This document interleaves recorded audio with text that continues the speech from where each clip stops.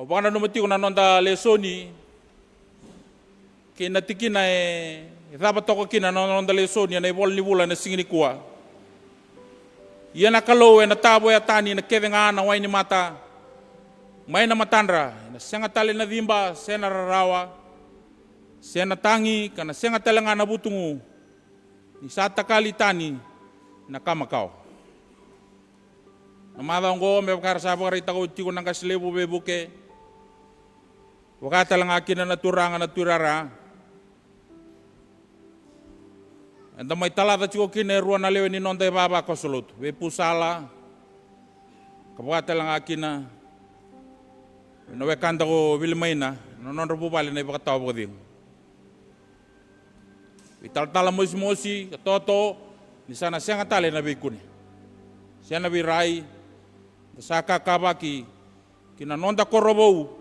Ibagarauta ka na kalung. Wili ka tiko na Lesoni na matakan ni singa din tayo baka sa matakatiko. Sarabatal to nga na madongo na turo ni waini mata ni rarawa kinalolosi. Sa lesu ngalungalu may kibiti ang doon na tangani. Doon ang kangka na Buddha ninggito ragabi. Tangani ang kangka niluto may bakara serta ka tiko na italtalan ng kasi ni wasawasawambaw. Nonra tumbera tiko na kamunangan ni nonra po kami na binak. So sa iya wini may bunin dawa raisunge. Sa daba na itabi sa lesu buwan na kalu. Danu itakan danu do bata chiko na banlo tuleo ba sentenri. Tamba ta ko suba na kena wasi-wasi. Kena bo bale ba turangan ninda somu na ba ni kalu. Nangaunan renre sama yali. Doon to ko na bakali na bubale. Kena pangabing karabi na lotu na banua kena maten itu. Mada rosa oti. Kita doon makatal chunga na bubale makitaltala may bale. Doon makachiko na nondra taladi na randin ng kasi bagadengu, randin taltalang kasi bagadengu. Ay na muka street sa Mambula. Kita may somati tok nga bale talay tok-toka. Bali libu. Turanga kama yang garaba tu na nungubuli. O abang rurung itu na non rabo bale na rosa ngabulu karua abang kata na baki. Ano numa may baka binakata ka na non rambula ike.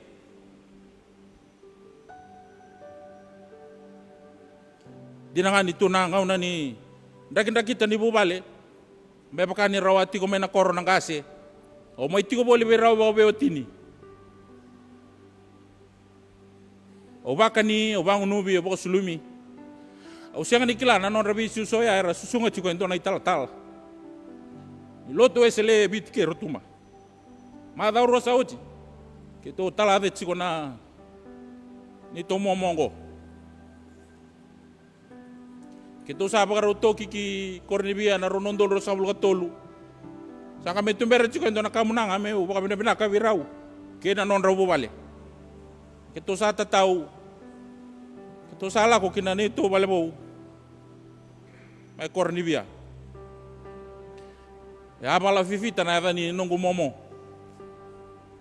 Uli katiko na Lesoni na matakan ni singa din tayo. Nanumiro to chiko na abetinani. Nunggu nei akan isi fifita. Mas tatali fifita may Badalea Primary School. Doon na luben rawe lewa. Chiko sara may New Zealandi, may Nepia. Pagawati kina babale na gusianan rani turanga. May namukelaw. Wakakin na nonro ruatal nonro dorbo tsoweli. Fifita bata kay nanunggu yata, Taniela fifita. Ano ita kanina, vi marroy kabi, baka vingo iti ko nakaluwe na bubale. Ngaunan renre may lako durumi. Rosa nga bulkaro na baki. Sambon den detok. May tuwa na non bubale. Rang garaba na dadaga ni bay susu, kaya na bay grabe. Ni rachi ko yali na itumutumbo. Ento sa ito batale, ento na bulabaw. Na ikaw ano ni Bula na baki yung go. Sama ibe mama na baki kemuni na wakangu. Sama ibe mama. Nabuno nga kung tambi to kinangori tumanda nga na matakain din dai. Baka sa matakalis na ilakolak. Siyang nimbalabo na nonde bunaw. Leka-leka ngau tingko enda ngoleba na bagai kabi ni turang. Baka sama takaleusu na yambe kene lako sayambe tau cimai. Na ulu ni banua ni benga rabi so longa binaka kemuni na wakangu. Apong bote ni tapangan dina tak. So na benga rabi longa binaka. So na benga rabi modi kenda baka dasaranga. Benga rabi mai vale wono ni daka na be maliwai. Na be tokani na kena ngarabi na mula raramba. Na banua na lotu kena matani tu. O bondo Vakakila na so na ngauna. Di kondo baka tobale na no mo benga rabi. So na nonda baka tabole endo binakati seranga melau reikina. Se baka dapat tumanda na irerai ni nonda tamata baka bulai. So na kaya do mai baka tabole na nonda bula. Endo lau rai seranga kina baka dapat tunan raki ni nonda tamata baka bulai. Pala tanangaw na edo kina so na toka buki ni bengarabi. Se manoda baka enda bengarabi kina. Enda daw lau rei lebu chiko kenda enda kaya ni nda sa tamata baka bulai. Ado endo na toka buke na endo na bengarabi. O era toka rabi ko rando rai diru iko veke mai beleta na kaka boko toka ini ko sa tamata baka bulai. Ena mataka enda ibe kenda da sa soleo tina nonda bula be Yesu Kristo. Menonda turanga kanonda baka bula. Enda sa rawatali na be baka bulai tawdok. Enda sa rawatali na be baka bulai tawdok. Na ulutaga chiko ni bula na singa nindai ko na tomi tiko kina. Na Veivakabulai Taucoko ena Bula Oqo kei Bula Bera Mai. Veivakabulai Taucoko ena Bula Oqo kei Bula Bera Mai. Be kenda da sa solim bula oti. Wakata benda Vakilali. Ninda sa tamata bakambulai tamu sakain. Be kenda da sambera ninda solia na nonda bula be Yesu Kristo. Me nonda turanga na nonda bakambula. Enda bina katali na Veivakabulai Taucoko. Enda bina katali na Veivakabulai Taucoko. Au bang bauta ninda bina kata Taucoko sengan reba na Veivakabulai Taucoko. O dea solia na Veivakabulai Oqo, o dea solia. Yesu Kristo nga solia na Veivakabulai Taucoko. Sianga talen indua. Yesu Kristo nga solia na Veivakabulai Taucoko. Veivakabulai Taucoko bale tau yana daga lebun dua. E mai da kabai bura. Madi undua rosanga bulungan dua. Mu bagai dani koya ko Yesu. Kanisa koya nga na Vakakila ira na tamata mai na non re bala. Yesu nga ena solia be kanda, solia be yau, solia be iko. Na nomu Vakakabulai Taucoko. Luke tini ka diwa na tikine tini. Ni salau mai na lube ni tamata me baka sangara ka bambula na kasayali. Salau mai na lube ni tamata me mai baka sangara. Senga wala ngani baka sangara me kune. Ngauna sa kune kina sa kaba na daga kan be Vakakabulai. Ye senga talen nindo erawata. Viti Yesu Kristo nga erawata na be Vakakabulai. Solia na be Vakakabulai Taucoko. Ena mataka ni singa endai. Choni tolu tinabitu. Ni sasangan ni talamay na lubena bura-bura na kalau melewaira na kay bura-bura. Ia medaba mera Vakakabulai nga na kay bura-bura ena bukuna. Sangan nila kamay bura-bura me may leway kenda. Ia salaw chukuma endo na paketin endo na soli-soli lebu. Medam bula na kay bura-bura condition go vekoya Yesu. Yana banuway na rawakin na bula. Choni chini au salah ko mai merarawatan ng bula. Siya nga wala nga nirarawatan ng bula. Iya merarawata bagalem sara. Rawata bagalem sara ng bula. Veivakabulai Taucoko kemuni na wakangu na waka ni kalau. Ena panlotu na centenary. Vekamuni na borong at yung mai. Kibiti endai kay bura-bura. Veivakabulai Taucoko. Esali dodong ako Yesu. Nobody else. Only Jesus. Jesus Christ, the Son of God. Ena madawa ni Veivakabulai. O may tumere kenda tiyo na baka sama ni nonda Vakakabulai. Baka lelevi kenda mendan daw da kabinak. Kemuni na wakangu. Na nonda rawatan na Vakakabulai baka yalo.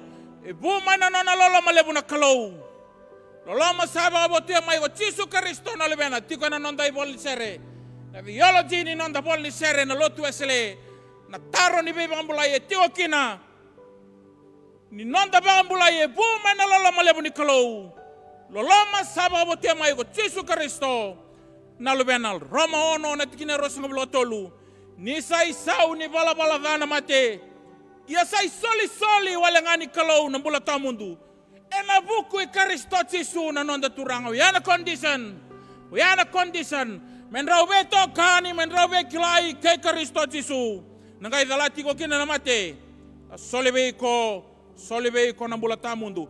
Na Veivakabulai Taucoko ena Bula kei na Bula Bera Mai. Wakati ko ngo na nungu raida na Ulutaga na matanga ni singa ndendai. Na Veivakabulai Taucoko ni dua rau sabe kilai gabe tokani ke Jesu na lau rai be koya na Bula Oqo. Na kene sau tiko ngai na Bula Bera Mai. Sena kene de dobi na bono e bagarau taki men non ra oira tambu zagaya ni bosan bibi era satamata Veivakabulai Taucoko na non ra Veivakabulai Veivakabulai rawati ninda sabagayo bagayo na londa kena lomanda menda beibutuni na nonda Veivakabulai erawati ninda sabagayo bagayo na londa kena lomanda menda beibutuni o wili ka Talivita na tikini wala tamgo taito tolu gina vitu rera indona tamata tambu sagayani sembera ni veto kani sembera ni soli Bula be Jesu ngona kena rerai ninda sali alia eliu kai kenda talanga dua sembera ni veto kani kai Jesu tuno polo bete tongo na kena rerai ninda sali alia eliu kai kenda talanga enda sa talain renre enda sabagadalai enda sangole bananga ngandre da kena marawe bunga enda saloma da kabubu enda sabaga sisila enda sabe dati bakai kenda tuno polo bete to yana rei ni tamata sanga ni klai Jesu sembera na bebutuni angai tomano Paula na nona bosa bete to bekaya ia ni sa rai mai kenda na tamata na yalo binaka kena yalo loloma ni kalau na nonda Veivakabulai sa rai mai Vakatakila John Wesley the privilege and grace of God sembera ni goya sabayani loloma lebungo saya sabi ko mai rabagan de otaga na ital ni tambada ko na saya rongoda to na non rabagan de wa na domon na tukuni ni non rabamba utana mada sauti na loloma tamanda vangarai ko romai yeni sarai mai be kenda na tamata na yalo binaka kena yalo loloma ni kalau na nonda Veivakabulai ngona ngona dhuru mai kena bebotoni condition ni kena rawati na Veivakabulai Taucoko na daba na bebotoni se ko na rarao ni lomanda ena buku ni nonda ibalabala keina nonda zata kabiambiuta o yana imbale ni bebotoni nonda sara rawa na lomanda na buku daba ena buku ni nonda ibalabala keina nonda zata kabiambiuta karabi mai kina na kakaba otokai na nomu bauti Jesu rau salabata mai orongo na bauti Jesu kena nomu sabe botuni na daba na bauti Jesu na nonda bagandi natani sai Jesu Kristo na lumini kalau mai gibura kamate na bukunda ka tuda etale mai na mate kene matawea kene karongo menda sa tauri koya me nonda turanga ka nonda Veivakabulai kene karua kene katolungo kabakarabiti kanda bua ena bale ninda sa tamata soli Bula enta sabagan dina tagi Jesu nona mai Bula mate ga tuda etale menda tauri koya me nonda turanga ka nonda Veivakabulai me kako ni rabi mai bei ko Jesu kakua me kako ni rabi mai bei ko Jesu ni wasa kai ni tamata soli Bula tamata damba Bula tambu sakayani kako ni rabi mai bei ko Jesu ye bakai lebongo na bakai ndau lobe di chiko mai kino ko Jesu me rabi mai beken me mai rao to kina na lomangu ke na lomanda menda ba rabi ti kanda be Jesu o yana bale ni non ta bangambau ti Jesu ke na be botuni na ngauna saya do mai kino ko ya Sanda bebu tuni kanda bangambau ti tisu sangai daba sangai bangambulai kenda ko koya. Nangauna enda sabe bebu tuni kena kanda bangambau ti tisu sangai bangambulai kenda ko koya tuna pola beteto. Sa senga na buku ni daga ndono enda sakitaka ena buku ngani nona lalama. Ena isili ni sudu tale kena bebo boy ni alo tambu. O koya sa sobaraga baga vale bu bekenda o koya. Ena buku i Kristo Jesu na nonda ibambula. Na kena isongo ni sana kena tini go. Menda sa baga ndono ikina na nona loloma olenga. Ka menda yado menda Taucoko kei ni Bula tamun. Na ngauna nga enda rawata kina na Veivakabulai Taucoko kasolian doang ako Jesu Kristo. Klana no muitutu Taucoko kei ni Bula tamun. O warai takati ko na madao ni Veivakabulai. Enda saya do menda Taucoko kei ni Bula tamundu sabaka nui taki. Nangauna sa Taucoko kina na nomu Vakabulai. Nangauna sa Taucoko kina na nomu Vakabulai na kene matai ni kaya adongo. Mbokodi na nomu ibalabala.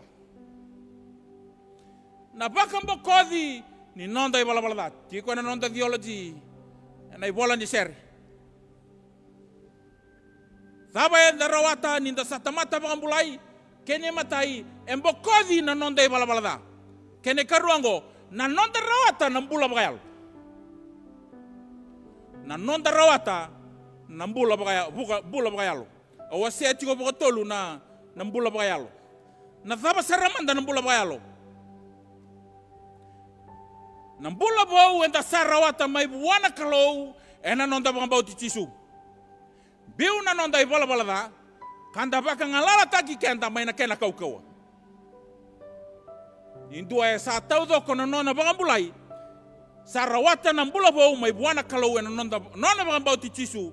Sambiu na ibola balada kanda bangalala taki kenda mai na kena kau. Kene karuango e pangarawa taki kina menda kila na loma ni kalau. Sa pangarawa taki beiko mo kila na loma ni kalau. Muria ena yalo erakitaka Veitalia na lenga sena rarawa sena bagavani se thaba tale enda na staba ena nonda muria na mawe ni abana. Na bala balinda sa solim Bula be Jesu Kristo we submit.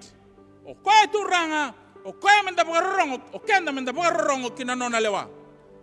Yalo erakitaka ngona Bula bagayalo Veitalia na lenga sena rarawa sena bagavani se thaba tale enda na sotaba ena nonda muria tiko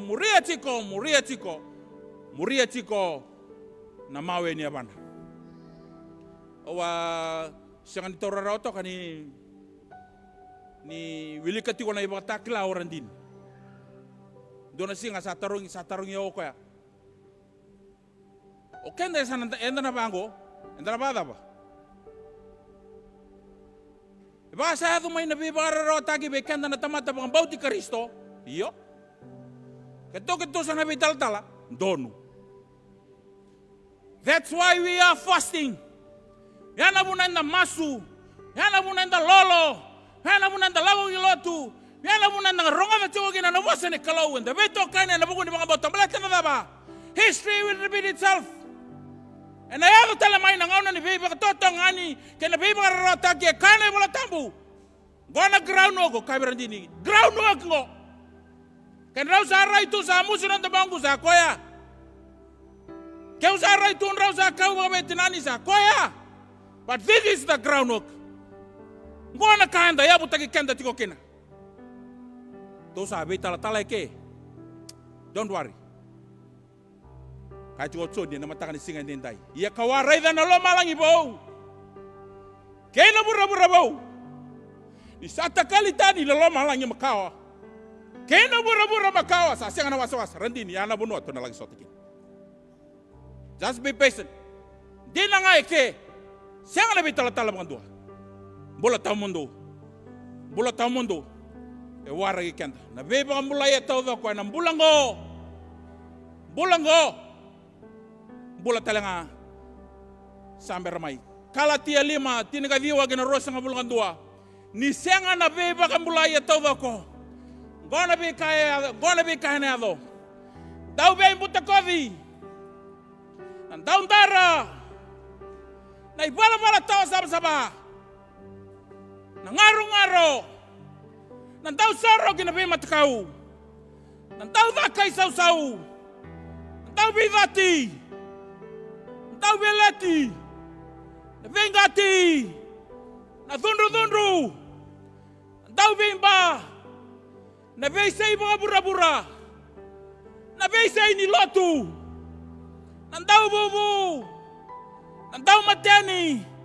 Na dau marau mga lia. Era na senga ni rawata na matan tu ni kalau. Tuno pola Bera Mai kalatia. Ni senga na Veivakabulai Taucoko kasolia ko tisu. E senga li nindarai da chikoya na ngonongo. E biti enda indai. Na tumbu daga ni basulawa. Na tumbu daga ni wainganga ni Veivakamateni taki. Sa tumbu daga chiko na kaeda. Balatana daba. Sa senga na Veivakabulai Taucoko. Balata na Veivakabulai Taucoko. Solia tuandonga ko tisu. Rebara ita chiko na turangan nga selebu. Nora saya lumai na nonda bali bola. Na ipagalesi itabana ni obisa. Anda saba ka nui kinalut. Yenta saba ka nui buana kalau. Balata na daba. Kuaya na kau talebi na Veikangko. Ni sianga na Veivakabulai itu ni kalau. Enda bina kata na Veivakabulai. Enda bina kata na Veivakabulai Taucoko mai bei tisu. Ena Bula Oqo. Mai muri. Enta na laki lewena na mata ni tuni kalau. Saba da wara na nonte bunau. Ena mata ni singa ende ndai. Ia ni ko sarawata na Veivakabulai Taucoko. Mai bei tisu Kristo. Ena dau laurai se kuno be tu bei ko na Bula Oqo.